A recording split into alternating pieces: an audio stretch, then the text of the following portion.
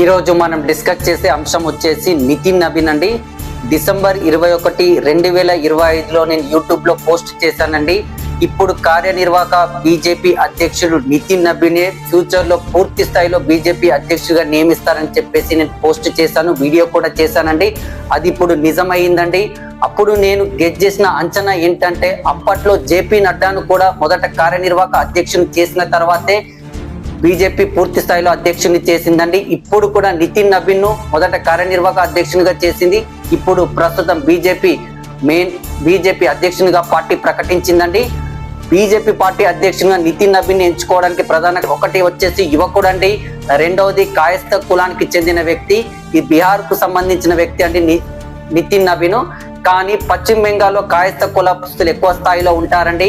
మన సుభాష్ చంద్రబోస్ తీసుకున్న, స్వామి వివేకానంద తీసుకున్న, వీళ్ళు పశ్చిమ బెంగాల్లో లెజెండ్స్ అండి.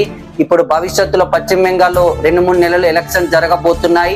సో నితిన్ నబీన్ ను మరొక సుభాష్ చంద్రబోస్ అని, అదే విధంగా స్వామి వివేకానందకి సంబంధించిన సామాజిక వర్గానికి చెందిన వ్యక్తి అని చెప్పేసి బీజేపీ విపరీతంగా ప్రచారం చేసే అవకాశం ఉంటుంది. దీని ద్వారా కొంత మైలేజ్ ఉండే అవకాశం కూడా ఉండవచ్చు. అందుకే నితిన్ నబీన్ ని ఎంపిక చేశారని చెప్పేసి నేను బలంగా భావిస్తానండి.